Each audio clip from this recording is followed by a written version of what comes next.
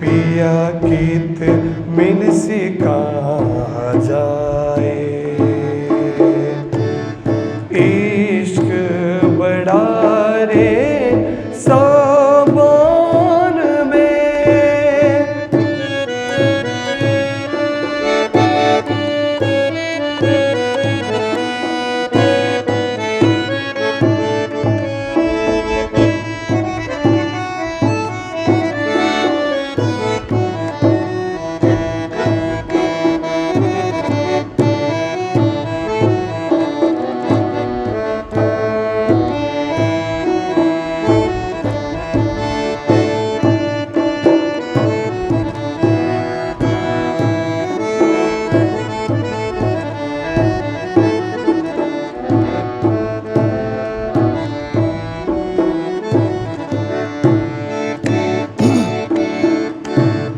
जो दुख तुम ही बिछुरे, मोह लाग्यो तास्यो प्यार।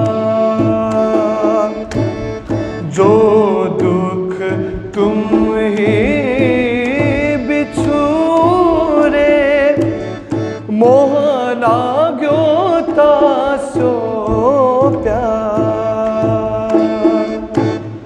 एता सुख तेरे विरहा में, एता सुख तेरे विरहा में, तो कौन सुख हो सी बिहार,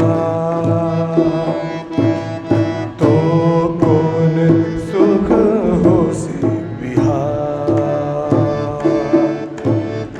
इश्क बड़ा रे सावन में, ना कोई इसक समा।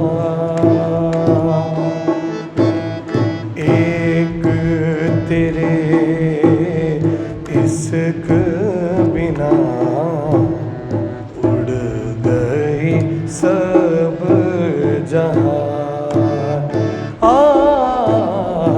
एक तेरे इसक बिना उड़ गई सब जहां, उड़ गई सब जहां,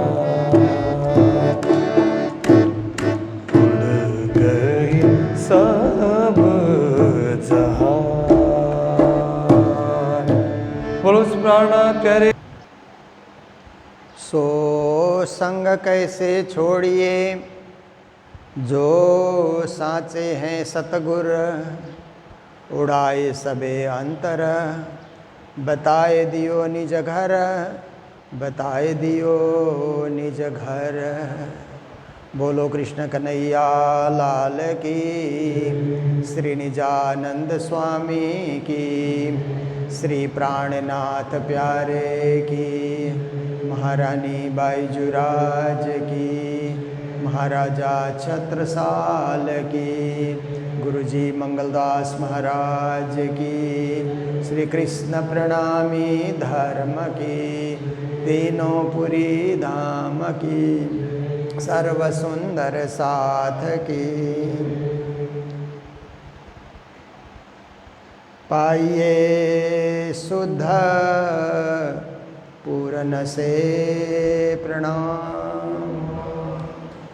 उपस्थित धर्म प्राण शिरोमणि सुंदर साथ जी, माताएं बहनें भाइयों, बहुत ही सुंदर अवसर, सुखद अवसर, ज्ञानप्रद अवसर।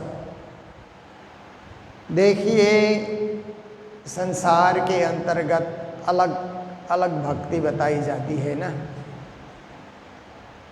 हम लोग राज भक्ति करते हैं। राज श्री राज श्यामा, अक्षरातीत धनिधाम, साक्षात पूर्ण पुरुषोत्तम परब्रह्म परमात्मा, ऐसे श्री राज श्री श्यामा पूर्ण ब्रह्म की हमारी भक्ति है। तो कुछ लोग अभी देखिए, एक है राष्ट्र भक्ति, देश की भक्ति, देश प्रेम की भावना। अब देखिए कि अभी चुनाव का माहौल चल रहा है, तो जनता का काम क्या है, नागरिक का काम क्या है कि जाकर के वोट देना, ईमानदारी के साथ जाना और वोट डाल करके आना, ताकि गणतंत्रात्मक प्रणाली से जो देश चल रहा है, अच्छे नेता को चुनना जो गणतंत्र की रक्षा करे, राष्ट्र की रक्षा करे और राष्ट्र को विश्व स्तर तक लेकर के जाए। ऐसे नेताओं को चुनना, ये क्या है, राष्ट्रभक्ति कहा जाता है। जिससे राष्ट्र बचा रहे, कालांतर तक हमारा राष्ट्र बचा रहे, इसके लिए राष्ट्रभक्ति की जाती है। और एक है रोकड़ा भक्ति। देखिए, रुपया की भक्ति ना, व्यापारी लोग होते हैं, काम धंधा करने वाले होते हैं, पैसा पैसा कमाई करो, धंधा करो, पैसा कमाते जाओ, सुबह से शाम तक वही सोच। ऐसे लोग न मंदिर आते हैं, न वोट डालने ही जाते हैं, बस अपनी कमाई अपनी कमाई। उनका ध्यान केवल कमाने में, रोकड़ा कमाने में, पैसा कमाने में लगा रहता है। अतिरिक्त कुछ सोच नहीं है। कमाओ घर चलाओ, कमाओ घर चलाओ, घर और अच्छा बनाओ और बढ़िया बनाओ, घर में फर्नीचर और बढ़िया लगाते रहो, पैसा जमा करते रहो, इकट्ठा करते रहो। केवल रुपए में उनका ध्यान है, उसी के तरफ भक्ति लगी हुई है, उसी को गिनने में उनको आनंद आता है। पर जो राष्ट्र भक्ति करते हैं वो रुपये को इतना महत्व नहीं देते। हमारा राष्ट्र बचेगा तो ही तो हम बचेंगे, तो ही देश बचेगा, तो ही नागरिक बचेंगे, तो ही कमाई करेंगे। इसलिए राष्ट्र सेवा, राष्ट्र के प्रति समर्पित भाव, देश की रक्षा। जैसे श्री जी महाराज ने भी कहा ना, त्रैलोकी में उत्तम खंड भरत को, तामे उत्तम हिंदू धर्म, ताके छत्रपतियों के सिर आए रही इत शरम।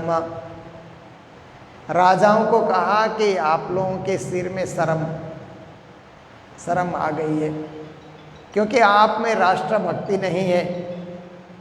आप तो मुगलों की भक्ति करने लगे। बहुत सारे राजा लोग मुगलों की चाकरी करते थे। तो श्री जी महाराज ने उनको ललकारा कि राष्ट्रभक्ति की भावना हो तो आप ये सब काम नहीं करोगे, राष्ट्र निर्माण के लिए कार्य करोगे।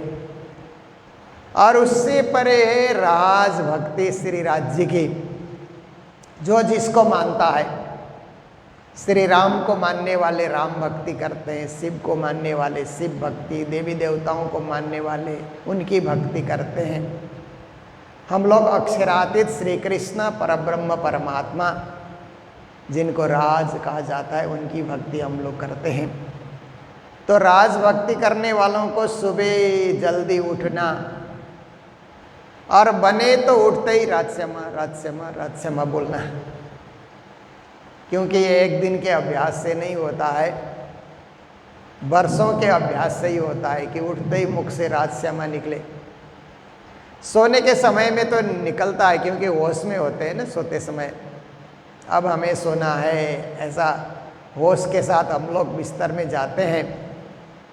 और जब बिस्तर में लेटने की तैयारी करते हैं तो बिस्तर में बैठे बैठे राजश्यामा राजश्यामा या 5 बार श्री निज नाम महामंत्र का जाप करें तो श्वास सफल हो जाएंगे। रात को तो हम सो जाएंगे, बेहोश हो जाएंगे, परंतु हमारे श्वासों में राज्य का नाम बना रहेगा, भरा रहेगा।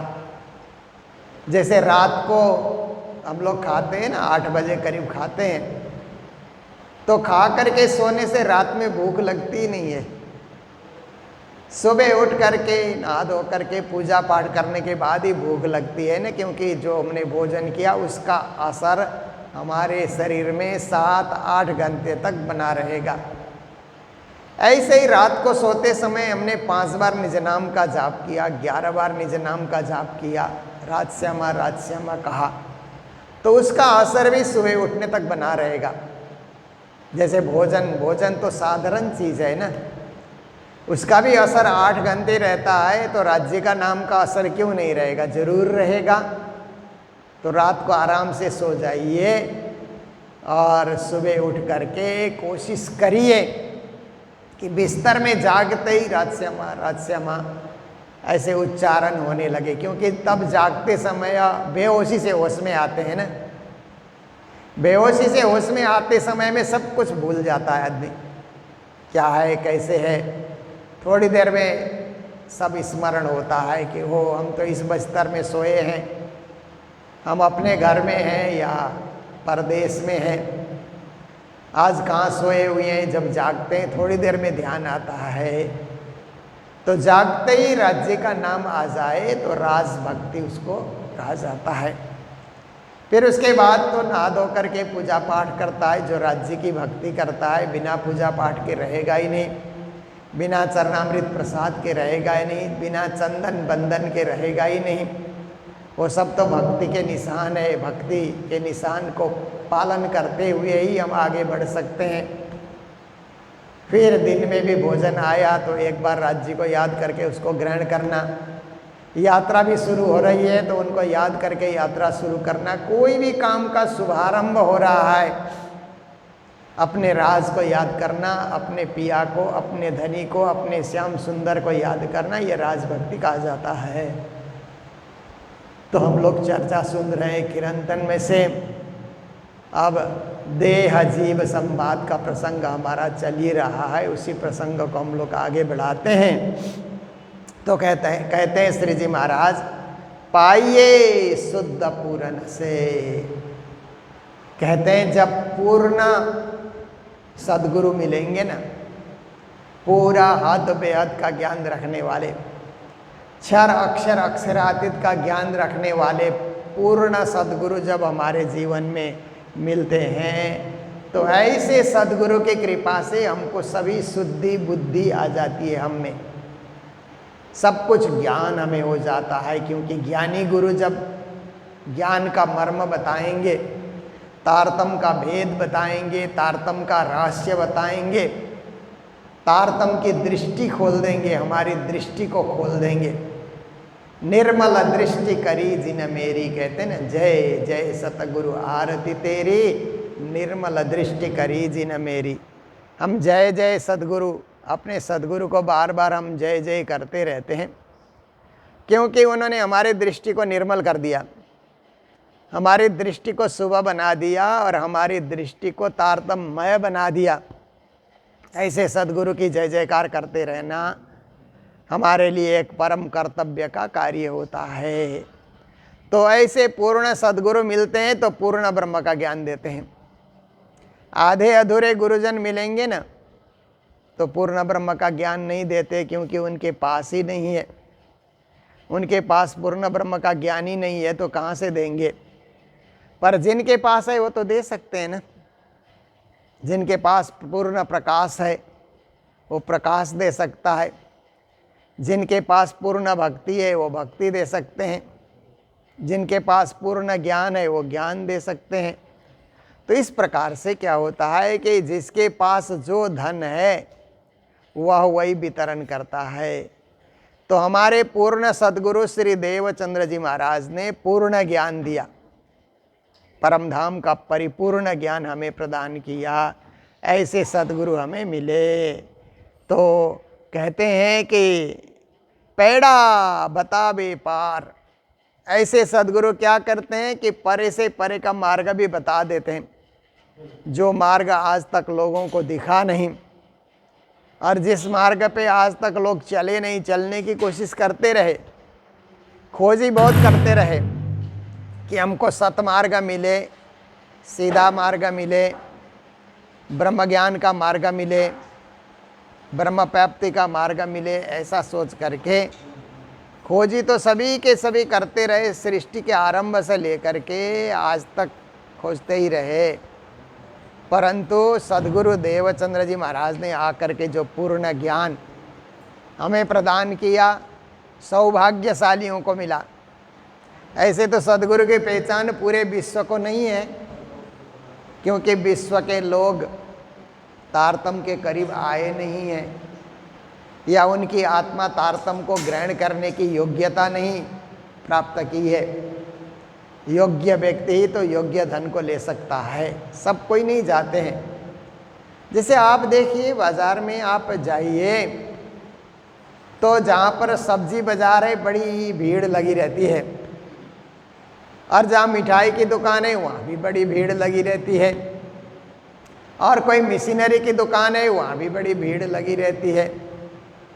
तो जहाँ पर ये सोना चांदी आदि आदि बिकते हैं ना, वहाँ कम भीड़ होती है, और वहाँ अरे गहरे कोई जा भी नहीं सकता है सबको जाने के, क्योंकि वहाँ तो गार्ड खड़ा रहता है ना, दरवाजे में ही गार्ड खड़ा रहता है। खरीदार हैं तो अंदर भेजता है, खरीदार नहीं है तो उनको बोलता है आप यहाँ से निकल चलो, आपका कोई काम नहीं है, ये घूमने फिरने की जगह नहीं है, ये तो सोना चांदी हीरा मोती बिकने की जगह है, ज्वेलरी की दुकान है। तो ज्वेलरी के दुकान में वही पहुंचते हैं जिनको ज्वेलरी की जरूरत होती है। तो ऐसे ही ब्रह्म ज्ञान की तलाश में वही लोग पहुंचते हैं जिनको ब्रह्म ज्ञान की आवश्यकता हो, ब्रह्म को जानने का, ब्रह्म को पाने का, ब्रह्म में एकाकार होने का, जिसके मन में दृढ़ संकल्प है ना, वही वहाँ जा कर के पहुँचते हैं। तो सच्चे सद्गुरु वो परम धाम का मार्ग हमें बता देते हैं कि ये मार्ग सीधा सरल मार्ग, सुगम मार्ग और सहजता के साथ पार करने वाला मार्ग, कहीं अटकाव नहीं, भटकाव नहीं, कुछ नहीं, सीधा सीधा चलते चलो। जैसे आजकल देखिए ना हमारे देश में बड़े बड़े हाईवे बन गए ना, 4 लेन 6 लेन के हाईवे है ना, बड़ी बड़ी सड़कें हैं, चौड़ी चौड़ी सड़कें हैं, तो सीधा सीधा चलते चलो। तो आप देखिए यहाँ हम लोग तो अभी सिलीगुड़ी में है ना, आसाम सिलचर से एक रास्ता है, 4 लेन सड़क है, आसाम सिलचर से लेकर के गुजरात के पोरबंदर तक सीधा सीधा आप चलते चलो, कहीं इधर उधर आपको घूमना नहीं है। कहाँ सिलचर से कहाँ पोरबंदर पहुँच जाएंगे सीधा सड़क होने से। जानकार लोग बताते हैं कि इस सड़क को पकड़ो, इतने नंबर हाईवे को पकड़ो, आप पहुँच जाओगे। कश्मीर से कन्याकुमारी तक सड़क है, फिर देखिए आप चलिए, श्रीनगर से चलिए और सीधा कन्याकुमारी में जाकर के आप रुकेंगे, सीधा सीधा चलते चलो चलते चलो। तो ये कौन बताएगा? ज्ञानी लोग बताते हैं। हर कोई को पता नहीं होता है कि भारत में ऐसी सड़कें भी हैं। जो लोग गलियों में घूमते हैं, कच्ची सड़कों में चलते हैं, उनको इतनी बड़ी बड़ी सड़कें भारत में बन चुकी है, उनको पता ही नहीं। जिनको पता है वो बता सकते हैं। तो सीधे रास्ते से चल करके कन्याकुमारी के लोग कश्मीर पहुंच जाएंगे, आसाम के लोग गुजरात पहुंच जाएंगे। देखिए कैसी बात है ना। हम लोग जागनी रथ यात्रा में निकले थे तो ऐसे हाईवे में हम लोग बहुत चले, क्योंकि भारत के सभी प्रांतों का हम लोगों ने भ्रमण किया। जहाँ जहाँ सुंदर साथ है वहाँ तो गए, जहाँ सुंदर साथ नहीं भी है वहाँ भी हम लोगों ने रथ यात्रा निकाली। तो वहाँ जा कर के पहुँचे, वहाँ के श्रद्धालु लोगों ने भी स्वागत किया। तो हमको लगा कि हाईवे पकड़ने से आसानी से हम लोग, देखिए नेपाल की यात्रा हम लोगों ने की, पूर्व पश्चिम मार्ग राजमार्ग। हम लोग कांकर विद्या से चले तो महाकाली तक जा कर के पहुँचे, सीधा सीधा रास्ता। भूटान के हम लोगों ने यात्रा की तो देखिए फिंचुलिन से थिम्पू तक, पारो तक सीधा रास्ता। तो ये कौन बताएगा? परम धाम जाने का सीधा रास्ता कौन बताएगा? सच्चे सद्गुरु ही बता सकते हैं, और लोग नहीं बता सकते। गलियों में चलने वाले को हाईवे का पता नहीं होता है। इसीलिए पंथ में जो विभक्त है ना, ऐसे लोगों को ब्रह्म प्राप्ति का, ब्रह्म ज्ञान का सहज और सरल मार्ग का उनको पता नहीं होता है, तो वो कहाँ से बताएंगे? तो श्री जी महाराज कहते हैं पेड़ा दिखावे पार, पेड़ा बतावे पार। फिर कहते हैं शब्द जो सारे सूझे, फिर सारे शब्दों के अर्थ खुल जाते हैं ना। जैसे एक शब्द है परम धाम, वाणी में निजधाम कहा और शास्त्रों में परम धाम कहा, गीता भागवत इत्यादि उपनिषद में परम धाम कहा और तारतम वाणी में निजधाम करके उसी धाम को कहा गया है। तो परम धाम शब्द तो जब से शास्त्र लिखे गए तब से ही परम धाम शब्द है, लोग पढ़ते आ रहे हैं। तो विद्वानों ने क्या अर्थ किया कि परम धाम का मतलब स्वर्ग है, परम धाम का मतलब वैकुंठ है, परम धाम का मतलब गौलोक धाम है, शून्य निराकार है। इतना ही लोगों ने अर्थ किया। पर सदगुरु देवचंद जी महाराज ने आकर के अर्थ किया कि परम धाम तो इन सब से परे है। जितने धाम के नाम ले रहे हो ना, इन सब से परे, जबकि अक्षर से भी परे अक्षरातीत धाम है जिसको परम धाम कहा जाता है।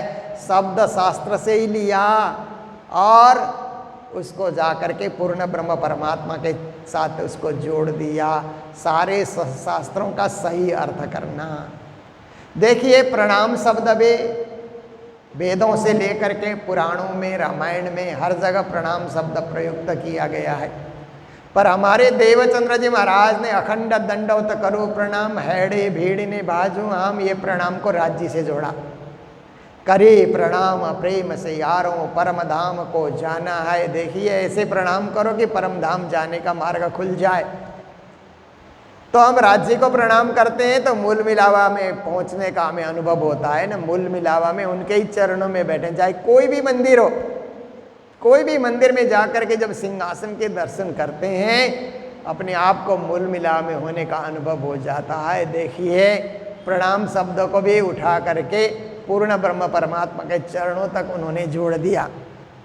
अब राज शब्द है, राज शब्द भागवत में भी है, गीता में भी है और पुराणों में भी है। राज विद्या राज गुह्यम पवित्रम इदम उत्तमम, वो तो गीता के 9वें अध्याय के दूसरे श्लोक में राज शब्द आता है। और हमारे सदगुरु महाराज ने उस राज शब्द को उठा करके परब्रह्म परमात्मा से जोड़ दिया कि उनका एक नाम राज भी है, राज्य भी उनको कहा जाता है। ऐसा कहा करके शास्त्र के ही शब्द हैं, शब्द यही के हैं, परंतु उसका रहस्य, उसका मर्म पूर्ण ब्रह्म परमात्मा से जोड़ करके उन्होंने खोल दिया। तो देखिए ऐसे अनेक अनेक शब्द मिल जाते हैं जो जग में व्यवहार में भी आते हैं और शास्त्रों में भी उल्लेखित हैं, पर उनको उठा करके एक पूर्ण ब्रह्म से जोड़ना ये सद्गुरु का ही काम होता है। इसलिए शब्द जो सारे सूझहीं, शास्त्रों में जो शब्द हैं जैसे क्षर अक्षर अक्षरातीत है, ये 3 शब्द तो जब से गीता लिखे गए, कृष्ण ने अर्जुन को उपदेश दिया, तब से गीता में ये क्षर अक्षर अक्षरातीत शब्द हैं ही हैं। और 5000 साल के दरमियान में हजारों गीता के टीकाकार हो गए। गीता की जितनी टीकाएं लिखी गई ऐसे अन्य धर्म ग्रंथों की कहीं नहीं लिखी गई है। सबसे ज़्यादा टीकाएं गीता की हुई है, हजारों टीकाएं हुई। विदेशियों ने भी किया, स्वदेशियों ने भी किया, हमारे देश के बड़े बड़े नेताओं ने भी किया, दार्शनिकों ने भी किया, पर आज भी लोग कर रहे हैं, परंतु गीता का पूरा अर्थ नहीं खुल पाता है। ऐसे रहस्यात्मक ग्रंथ है श्रीमद् भगवद गीता, उपनिषद का सार आप देखिए। उस गीता में क्षर अक्षर अक्षरातीत का जब वर्णन आया 15 अध्याय में, तो सभी ने क्षर का मतलब यह शरीर, अक्षर का मतलब जीव चेतना और अक्षरातीत का मतलब ब्रह्म, इतना ही अर्थ किया। पर हमारे सदगुरु देवचंद्र जी और स्वामी श्री प्राणनाथ जी महाराज ने उसका अर्थ किया क्षर सर्वाणि भूतानि। क्षर का मतलब केवल शरीर नहीं है, ये विश्व ब्रह्मांड 14 लोक की जो सृष्टि है ये संपूर्ण क्षर ब्रह्मांड के अंतर्गत है। कितना बड़ा अर्थ खोल दिया। अक्षर का मतलब केवल जीव नहीं है कि हमारे अंदर जो चेतना है वही अक्षर का अंश है, इतनी बात नहीं है।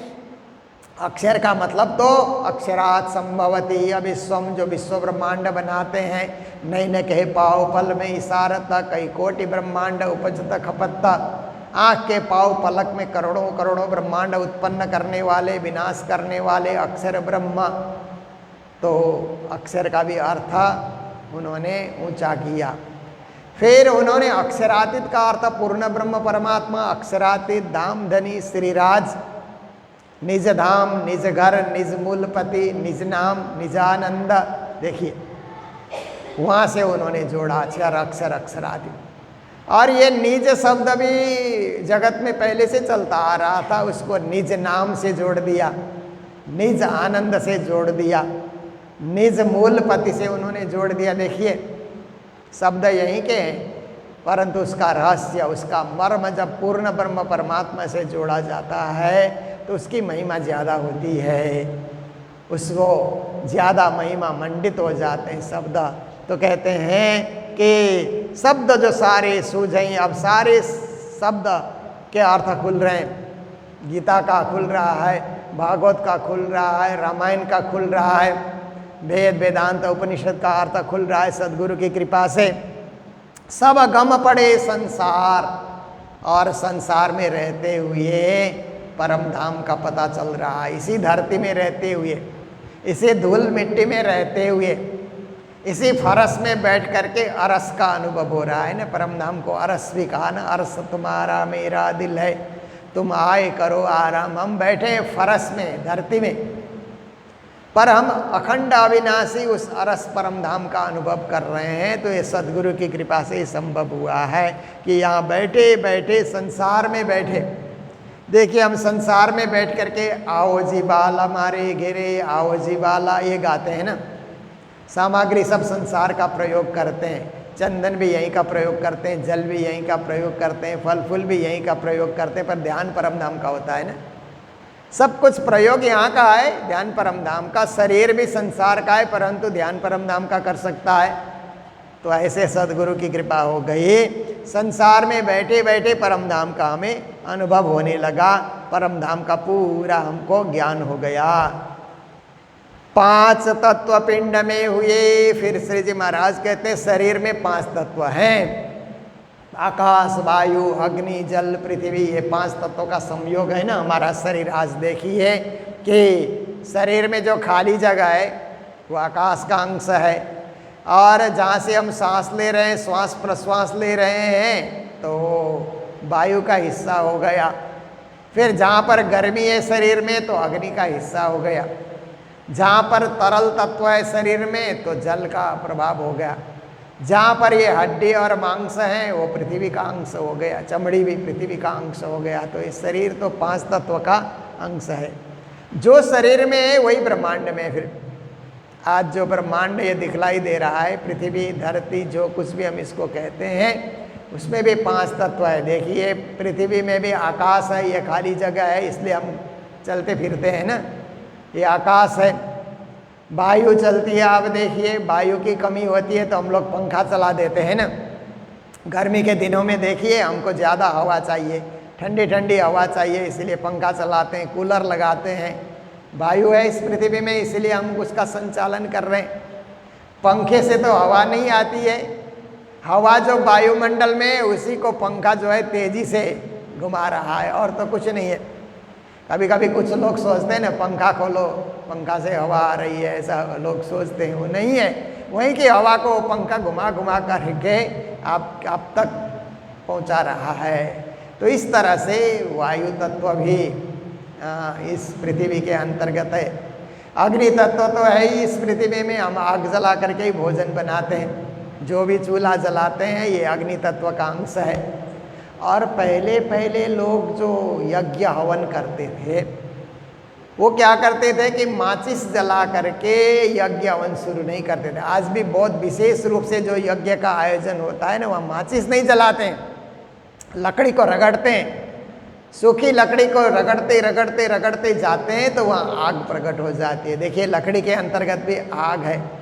कभी कभी एक सफ़ेद पत्थर आता है ना, वो पत्थर से टकराओ तो वहाँ से भी आग निकलती है। देखिए अग्नि तत्व व्यापक है, और ये गैस इत्यादि में अग्नि तत्व, इसलिए आजकल लकड़ी जलाने की परंपरा कम हो गई। अब गैस जला करके, बिजली में अग्नि तत्व है इसलिए बिजली के हीटर इत्यादि चला करके अग्नि होने का अनुभव करते हैं। भोजन को गर्म करके हम लोग खाते हैं। आप देखिए धरती में है ना अग्नि तत्व। फिर जल तत्व है धरती में, जल तत्व तो इतना ज़्यादा है कि पृथ्वी तत्व तो एक हिस्सा ही है, 3 हिस्सा तो पानी पानी पानी पानी है।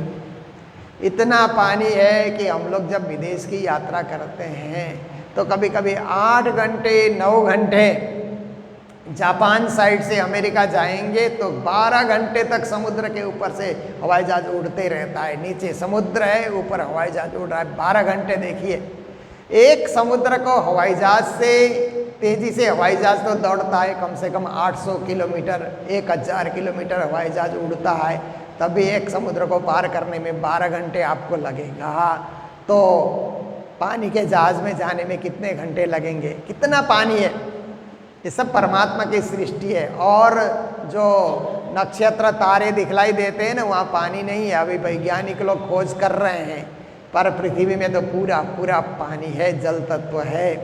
और उसके बाद पृथ्वी तत्व तो है ही, क्योंकि पृथ्वी तत्व के बिना जल तत्व भी नहीं टिकता है। जल को डालने के लिए तो कोई बर्तन तो चाहिए ना, बर्तन ये पृथ्वी है। पृथ्वी तत्व, हम पृथ्वी तत्व का भी अनुभव करते हैं, धरती में हम लोग चलते हैं तो जो पृथ्वी में 5 तत्व है वही 5 तत्व हमारे शरीर में है। श्री जी महाराज कहते हैं 5 तत्व पिंड में हुई, सोई 5 तत्व बाहिर, मतलब ब्रह्मांड में। 5 आए प्रलय मिने। ब्रह्मांड का प्रलय तो कालांतर में होता है, पर यह शरीर का प्रलय 100 साल से पहले ही हो जाता है। जो शरीर हमने धारण किया है ना, इसका अंत जल्दी होगा। तो देखिए, शरीर का अंत आने से पहले ही आत्मा को जागृत करना चाहिए। कल करेंगे, परसों करेंगे, 1 साल के बाद करेंगे, 2 साल के बाद करेंगे, बुढ़ापे में करेंगे। बुढ़ापे में और क्या काम बचा है? भक्ति करते रहेंगे, ऐसा सोच करके जवानी से भक्ति नहीं की, बचपन से नहीं की, क्या गारंटी है कि बुढ़ापे तक हम पहुँचेंगे? कौन कह सकता है कि आप बुढ़े होकर के ही दुनिया से जाएंगे? कोई गारंटी नहीं है।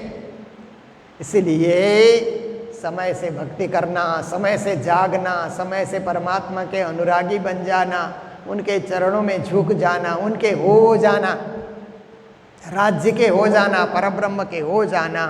तो यही बताते हैं कि 5 तत्व प्रलय में लय हो जाएगा, सब हो गया निराकार। जब शरीर ही नहीं रहेगा तो आत्मा परम धाम कैसे पहुंचाओगे? शरीर रहते रहते इसी शरीर से ध्यान करके, पूजा करके, पाठ करके आत्मा को परम धाम में सीधा पहुंचाना है। शरीर छूटे तो आत्मा निकल करके परम धाम जाए ना। इतना ही बैठे घर जागे धाम, बैठे यहाँ पर हैं और परम धाम में आत्मा जाग रही है। ऐसी भक्ति हमारी तीव्र भक्ति होनी चाहिए, अनन्य भक्ति, परा प्रेम लक्षणा भक्ति। पूरे पूरे ज्ञान और भक्ति के सागर में डूब करके किए जाने वाली भक्ति हमारी प्रगाढ़ होनी चाहिए, ताकि शरीर छूटे तो आत्मा सीधा परम धाम चली जाए। शरीर छूटने के बाद आत्मा भटकने लगेगी तो परम धाम नहीं जाएगी, फिर नहीं जा सकती है। उसको तो वो शरीर रहते रहते प्राण निकले तो वहीं जा करके पहुँचे। ऐसी भक्ति हमारी होनी चाहिए। तो श्री प्राणनाथ जी महाराज कहते हैं, अगर ऐसी भक्ति हम नहीं जगा सके, ऐसी भावना नहीं जगा सके, तो हम निराकार में जा कर के हमारा अस्तित्व लय हो जाएगा। सब हो गए हो निराकार, फिर कुछ रहेगा ही नहीं, आकार ही नहीं रहेगा। जहाँ आकार नहीं है तो निराकार हो गया। निराकार में जाने के बाद भक्ति कैसे करेगा? कर नहीं पाएगा। आज तो आकार में है ना, शरीर में है, इसीलिए शरीर रहते रहते जागनी हो जानी है, परम पद को पा लेना है। तो श्री जी महाराज कहते ये 5 देखे विद विदा। 5 तत्वों को तो तरह तरह से हमने देखा, परखा, अनुभव किया। शरीर को भी हमने बहुत देखा, बहुत परखा, शरीर के साथ भी बहुत रहे। ये तो नहीं थीर ठाम, ये स्थिर नहीं है, चलायमान है। शरीर चलायमान है, ब्रह्मांड चलायमान है, सब कुछ यहाँ पर चल रहे हैं, स्थिर कोई नहीं है। या में सो कैसे रहे? इस अस्थिर जगत में स्थिर आत्मा कैसे रहेगी? थोड़े समय रह सकती है, थोड़े काल रह सकती है, उसके बाद तो अखंड आत्मा अखंड में ही जाना चाहेगी।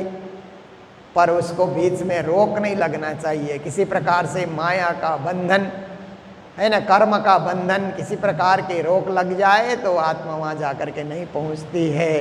तो श्री जी महाराज कहते हैं नेचल जाको नाम, जिस आत्मा का नाम निश्चय है, अखंड है, अद्वैत है, ऐसे अद्वैत आत्मा को द्वैत में बांध करके नहीं रखना, उसको अद्वैत में पहुंचने देना, उसको उड़ने देना। जैसे बैलून में हवा भर करके बच्चे लोग खेलते रहते हैं ना, तो बैलून के अंदर जो हवा है उसका भी मन करता है कि ब्रह्मांड में जा कर के लय हो जाएं, वायुमंडल में जा कर के एकाकार हो जाएं, पर बच्चे पकड़े रहते हैं, एक रस्सी के साथ उस हवा को पकड़े रहते हैं, तो वो बैलून की हवा अपने वायुमंडल में जा कर के नहीं पहुंच पाती है। ऐसे ही कर्म के बंधन से हमने अपने जीव को, अपनी आत्मा को बांध लिया, पकड़ करके रखा कर्म के बंधन से, तो उड़ते हुए भी वहाँ नहीं जा सकती है। इसलिए बंधन खोलना ही होगा।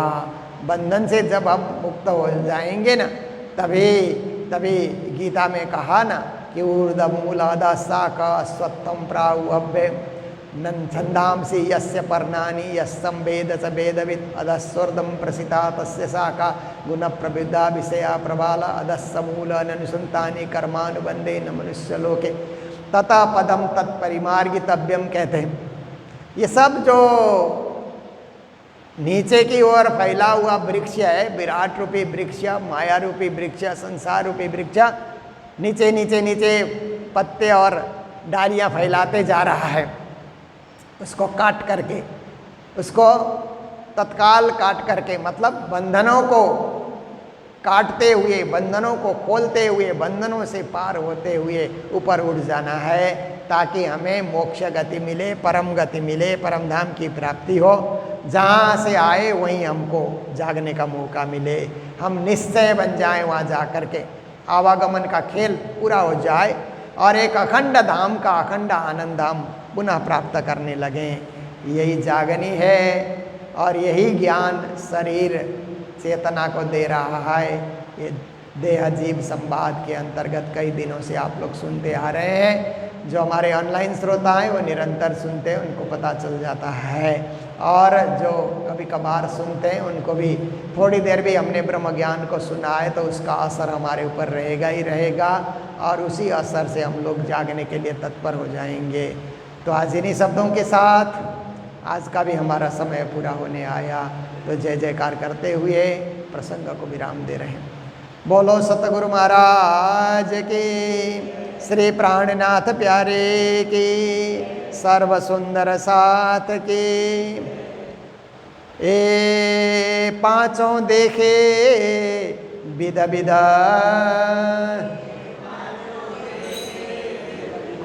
ए तो नहीं थी ठाम, या में सो कैसे रहे, नेह चला जाको नाम, नेह चला जाको नाम। बोलो श्री प्राणनाथ प्यारे की। श्री